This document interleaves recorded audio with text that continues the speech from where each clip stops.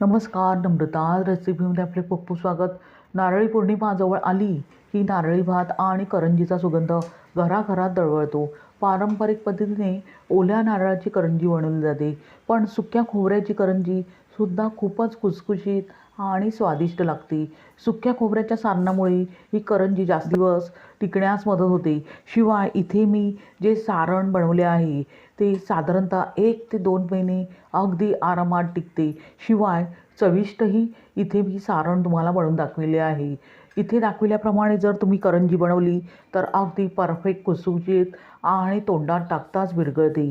Recipe नेहमीप्रमाणेच साधी, सोपी, सुटसुटीत तर आहेच. तेव्हा व्हिडिओ अगदी शेवटपर्यंत पहा आणि रेसिपी जर आवडलीच तर नम्रताज रेसिपीला सबस्क्राईब करा. अगदी निःशुल्क आहे आणि सोबतचे बेल आयकॉनवर क्लिक करा, म्हणजे मी जे नवनवीन व्हिडिओ बनवेन त्याचे नोटिफिकेशन तुमच्यापर्यंत पोहोचेल. लाईक करा आणि आपल्या मित्रमैत्रिणींना शेअर करा. चला तर मग जास्त वेळ न घालवता आता आपण रेसिपीला सुरुवात करूया. खुसखुशीत करंजी बनवण्यासाठी प्रथम आपण पारीसाठी पीठ मळून घेऊया. त्यासाठी इथे मी एक बाऊल घेतला आहे. आता बाऊलमध्ये आपण लगेचच 1 वाटी मैदा घालूया. त्याबरोबरच मी इथे अर्धी वाटी रवा घेतला आहे. रव्यामुळे ही करंजी खुसखुशीत तर होतेच, शिवाय आवरण बरेच दिवस अगदी कुरकुरीतच राहते, म्हणून इथे रव्याचा वापर केला आहे. त्यानंतर चवीनुसार मीठ घालून अशा प्रकारे सर्व जिन्नस हातानेच व्यवस्थित एकजीव करून घेऊया. पाहू शकता सर्व जिन्नस एकजीव झाले आहेत. आता त्यात आपण 3 चमचे कडकडीत तेलाचे मोहन घालूया आणि चमच्याने पीठ अगदी व्यवस्थित एकजीव करून घेऊया. इथे तेल फारच कडकडीत असल्यामुळे मी हाताचा वापर करत नाही आहे. जेव्हा हाताला सोसेल इतपत पीठ झाले की लगेचच मी अशा प्रकारे अगदी हाताने चोळून पिठाला तेल लावून घेणार आहे. त्यामुळे ह्या करंज्या अगदी खुसखुशीत तयार होतात आणि अगदी तोंडातच विरघळतात. म्हणून अशा प्रकारे अगदी मोहन पिठाला व्यवस्थित चोळून घ्यायचे आहे. पाहू शकता मोहन अगदी व्यवस्थित पिठाला चोळून मी घेतले आहे आणि त्याचा गोळाही होत आहे. आता त्यामध्ये आवश्यकतेनुसार पाणी घालून अगदी घट्टसर असा गोळा तयार करून घेऊया. इथे जास्त पाणी वापरायचे नाही आहे. गोळा थोडासा घट्टसरच करून घ्यायचा आहे. पाहू शकता अशा प्रकारे गोळा मी तयार करून घेतला आहे. आता तेलाने अशा प्रकारे गोळ्यावर ग्रीस करून पुन्हा पीठ अगदी व्यवस्थित मळून घेऊया आणि ह्या पिठामध्ये आपण रवा घातला आहे. तो फुलण्यासाठी पिठावर झाकण ठेवून साधारणतः 15 ते 20 मिनिटे हे पीठ रेस्ट करण्यास ठेवूया. त्यामुळे रवा त्यातील अगदी व्यवस्थित मुरेल आणि सर्व जिन्नसही अगदी व्यवस्थित मुरतील. तोवर आपण सारण बनवून घेऊया. आता करंजीच्या आतील पुरण बनवण्यासाठी इथे मी कढई गरम करत ठेवली आहे. आता त्यात आपण पाऊण वाटी मूग डाळीचे पीठ घालूया. इथे मी मूग डाळ भाजून त्याचे मिक्सरमधून अशा प्रकारे बारीकसर पीठ तयार करून घेतले आहे. आता गॅसची फ्लेम लो टू मिडियम करत त्यामध्ये 2 चमचे तूप घालूया आणि हे पीठ अगदी साधारणतः त्याचा सुवास येईस्तोवर व्यवस्थित भाजून घेऊया. मूग डाळ मी व्यवस्थित भाजून घेतली होती आणि मिक्सरमधून त्याचे पीठ तयार करून घेतले होते. त्यामुळे इथे आपल्याला पीठ भाजायला जास्त वेळ लागणार नाही. गॅसची फ्लेम लो टू मिडियम करत अगदी त्याचा सुवास येईस्तोवर आपण पीठ व्यवस्थित भाजून घेऊया. पीठ भाजून घेत असताना अशा प्रकारे अगदी आलटून पालटून सर्व बाजूनी दाबून व्यवस्थित भाजून घ्यायचे आहे. साधारणतः 2 मिनिटानंतर आपण पाहू शकता पिठाने तूप शोषले आहे. पुन्हा 1 चमचा तूप घालूया आणि साधारणतः 2 ते 3 मिनिटे पिठाला गोल्डन कलर येईस्तोवर व्यवस्थित खरपूस भाजून घेऊया. हे करत असताना गॅसची फ्लेम मंद करायची आहे आणि सतत ढवळून अगदी पीठ खमंग होईस्तोवर भाजून घ्यायचे आहे. साधारणतः 2 ते 3 मिनिटानंतर पाहू शकता पिठाला थोडासा गोल्डन कलर आला आहे. आता ह्या स्टेजमध्ये त्यात आपण 1 वाटी डेसिकेटेड कोकोनट घालूया. इथे मी डेसिकेटेड कोकोनट घेतले आहे. तुम्ही सुक्या खोबऱ्याचा किसही घेऊ शकता. आता पुन्हा गॅस बंद करूनच आपण ह्या पिठाबरोबर जे डेसिकेटेड कोकोनट घातले आहे तेही साधारणतः 1 ते 2 मिनिटे त्याबरोबरच व्यवस्थित परतून घेऊया. साधारणतः 2 मिनिटानंतर पीठ थोडेसे गडद झाल्यावर लगेचच त्यामध्ये 1 चमचा तीळ घालूया आणि पिठाबरोबर साधारणतः 1 ते 2 मिनिटे अगदी खरपूस भाजून घेऊया. हे करत असताना गॅसची फ्लेम मंदच ठेवायची आहे. इथे मी तीळ थोडेसे असल्यामुळे पिठाबरोबर भाजून घेत आहे. तुम्ही वेगळेही भाजून घेऊ शकता. त्यानंतर आता आपण त्यामध्ये सर्व जे ड्रायफ्रूट्स आहेत ते लगेचच घालूया. इथे मी काजू बारीक अशा प्रकारे चिरून घेतले आहेत आणि त्याबरोबरच बदामही चिरून घेतले आहेत आणि मनुकाही अशा प्रकारे अगदी बारीक कापून घेतले आहेत. कारण आपण याचे पुरण बनवणार आहोत म्हणून सर्व जिन्नस अगदी बारीक कापूनच घ्यायचे आहेत. आता ड्रायफ्रूट्स पिठाबरोबरच साधारणतः 1 मिनिटभर गॅसची फ्लेम मंद ठेवूनच अगदी व्यवस्थित आलटून पलटून भाजून घ्यायचे आहे. साधारणतः 1 मिनिटानंतर पाहू शकता पुरणाचे मिश्रण पूर्णपणे तयार झाले आहे. आता गॅस बंद करूया आणि हे मिश्रण एका ताटात काढून घेऊया आणि पूर्णपणे थंड करून घेऊया. थंड झाल्यावर आपण बाकीचे जिन्नस त्यामध्ये ॲड करणार आहोत. आता पुरणाचे मिश्रण पूर्णपणे गार करून घेतल्यावर लगेचच त्यामध्ये अर्धी वाटी गुळाची पावडर घालूया. गुळाच्या पावडरऐवजी तुम्ही खडी साखरेची पावडरही घालू शकता.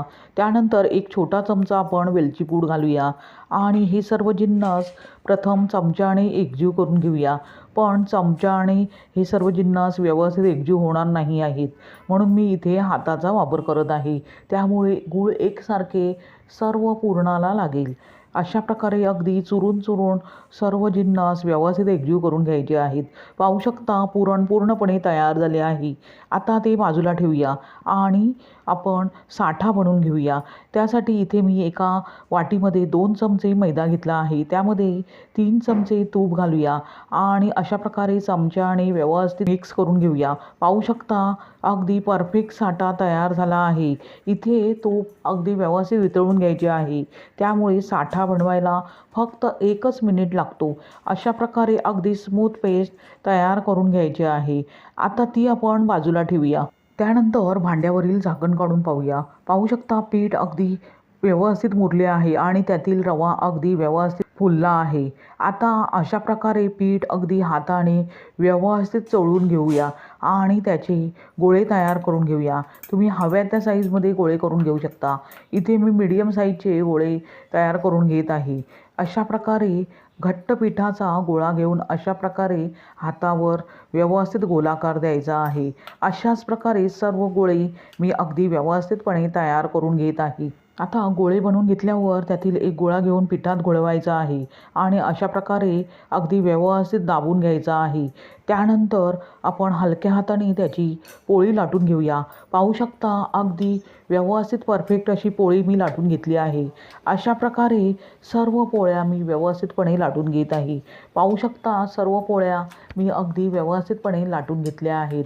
आता त्यातील एक पोळी घेऊन त्यावर आपण जो साठा तयार करून घेतला होता तो अशा प्रकारे ब्रशने लावून घेऊया आणि त्यानंतर मैद्याचे जे आपण सुके पीठ आहे ते अशा प्रकारे त्यावर भुरभुरूया.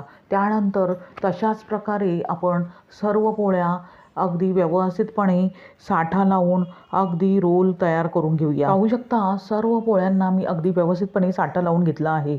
आता पुन्हा वरून आपण मैदा भुरभुरून घेतल्यावर अशा प्रकारे अगदी व्यवस्थितपणे टाईट रोल तयार करून घेऊया. पाहू शकता अगदी व्यवस्थितपणे मी रोल तयार करून घेतला आहे. कडा त्याच्या आपण अशा प्रकारे दुमडून घेऊया. अशा प्रकारे रोल अगदी घट्टसर असा तयार करून घ्यायचा आहे. आता रोल तयार करून घेतल्यावर मधोमध कापून घेऊया. अर्धा रोल आपण बाउलमध्ये ठेवूया आणि त्यावर झाकण ठेवूया आणि जो आपण अर्धा रोल कापून घेतला होता तो अशा प्रकारे लांबट करून बारीकसर असा त्याचा पुन्हा रोल तयार करून घेऊया. अशा प्रकारे अगदी हातावर चोळून लांबट आकार द्यायचा आहे. पाहू शकता अगदी परफेक्ट असे मी रोल तयार करून घेतले आहे. आता लाट्या कापून घेऊया. तुम्ही हव्या त्या साईजमध्ये लाट्या कापून घेऊ शकता. इथे मी इंचाचे अशा प्रकारे लाट्या कापून घेत आहे. तुम्ही तुमच्या आवडीनुसार मोठे छोटे जसे हवे आहेत त्याप्रमाणे लाट्या कापून घेऊ शकता. आता या लाट्या तयार करून घेतल्यावर पुन्हा बाउलमध्ये ठेवूया आणि त्यावर झाकण ठेवूया. लाट्या लगेचच सुकतात म्हणून त्या बाउलमध्ये किंवा एका कपड्यामध्ये अशा प्रकारे अगदी व्यवस्थितपणे ठेवून द्यायच्या आहेत. आता त्यातील एक लाटी घेऊन अशा प्रकारे मैद्यामध्ये गोळवून व्यवस्थितपणे हलक्या हाताने लाटून घेऊया। पाहू शकता एक लाटी मी अगदी व्यवस्थितपणे लाटून घेतली आहे। अशाच प्रकारे सर्व लाट्या मी अगदी व्यवस्थितपणे लाटून घेत आहे। पाहू शकता सर्व लाट्या मी अगदी व्यवस्थितपणे लाटून घेतल्या आहेत। आता लगेचच करंजी बनवायला घेऊया। इथे मी एका वेळेस तुम्हाला 3 करंज्या बनवून दाखविते आहे। त्यासाठी आपण जी पारी तयार करून घेतली होती ती पोळपाटावर अशा प्रकारे ठेवूया। त्यानंतर त्यामध्ये गरजेनुसार आपण जे पुरण तयार करून घेतले होते त्यामध्ये घालूया आणि कढईला अशा प्रकारे दूध व्यवस्थितपणे लावून घेऊया आणि एक बाजू अगदी व्यवस्थित दुमडून घेतल्यावर पिठाने अशा प्रकारे बोटाने दाबून घ्यायचे आहे। त्यामुळे करंजी तेलात टाकल्यावर फुटत नाही। ही सर्वात महत्त्वाची टीप आहे। अशा प्रकारे अगदी व्यवस्थितपणे करंज्या फोल्ड करून घेतल्यावर इथे मी कटर घेतले आहे। आता कटरने आपण अशा प्रकारे करंजीचा आकार देऊया। पाहू शकता किती परफेक्ट करंजी तयार झाली आहे। अशाच प्रकारे सर्व करंज्या मी तयार करून घेत आहे। आता करंज्या सुकू नये म्हणून त्यावर अशा प्रकारे कपडा घालूया। साधारणतः 10 ते 15 मिनिटानंतर पाहू शकता करंज्या मी तयार करून घेतल्या आहेत। लगेचच त्या आपण तळून घेऊया। त्यासाठी इथे मी आधीच गॅसवर एक कढईमध्ये तेल गरम करत ठेवले होते। तेल गरम झाले आहे की नाही ते चेक करण्यासाठी त्यामध्ये थोडा पिठाचा गोळा घालायचा आहे। जर लगेचच वर आला तर समजावे की तेल अगदी व्यवस्थित तापले आहे। आता गॅस थोडासा मंद करून लगेचच हलक्या हाताने त्यामध्ये आपण करंज्या सोडूया। एकाच वेळेस जास्त करंज्या तेलात सोडायच्या नाही आहेत, नाहीतर करंजी तेलात फुटण्याची शक्यता असते आणि तेल खराब होण्याची शक्यता असते। म्हणून थोडे थोडे करून करंज्या तेलात सोडून अगदी आलटून पालटून करंज्या दोन्ही बाजूनी गोल्डन कलर येईस्तोवर भाजून घ्यायच्या आहेत। एक बाजू व्यवस्थित सेट करून घेतल्यावर आलटून पालटून करंजी दोन्ही साईडनी एकसारखी व्यवस्थित भाजून घ्यायची आहे आणि अगदी हलक्या हाताने करंज्या व्यवस्थित तळून घ्यायच्या आहेत। साधारणतः 2 ते 3 मिनिटानंतर पाहू शकता करंजी अगदी व्यवस्थित भाजली गेली आहे आणि करंजीला अगदी गोल्डन कलर सुरेख असा आला आहे। लगेचच ती आपण एका चाळणीत काढून घेऊया, म्हणजे एक्स्ट्राचे जे तेल आहे ते पूर्णपणे निघून जाईल आणि करंजी तेलकट होणार नाही। म्हणून अशा प्रकारे चाळणीवर करंज्या व्यवस्थित निथळून घ्यायच्या आहेत। पाहू शकता किती परफेक्ट करंजी तयार झाली आहे। अशाच प्रकारे सर्व राहिलेल्या करंज्या मी तयार करून घेत आहे। पाहू शकता सर्व करंज्या मी अगदी व्यवस्थितपणे गोल्डन कलर येईस्तोवर तळून घेतल्या आहेत। अशा प्रकारे तयार झाली खुसखुशीत करंजी। ही करंजी 1 महिनाभर आरामात टिकते। इथे दाखविल्याप्रमाणे जर तुम्ही करंजी बनवली तर अगदी परफेक्ट खुसखुशीत होणारच आणि खायला तर अप्रतिम अशी लागते। अशा प्रकारे तयार झाली तोंडात टाकताच विरघळणारी अशी खुसखुशीत अशी करंजी। तुम्ही अशाच प्रकारे येणाऱ्या नारळी पौर्णिमेला खुसखुशीत अशी करंजी बनवून पहा आणि त्याचा आस्वाद घ्या। करंजी अगदी व्यवस्थित थंड करून घेतल्यावर एअरटाईट डब्यात व्यवस्थितपणे स्टोअर करून ठेवायचे आहे। अगदी 1 महिनाभर आरामात टिकते आणि खायला तर अप्रतिम अशी लागते।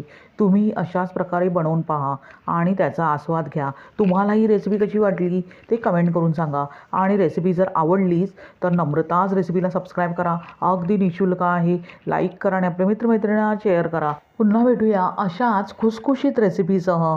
धन्यवाद। श्री स्वामी समर्थ।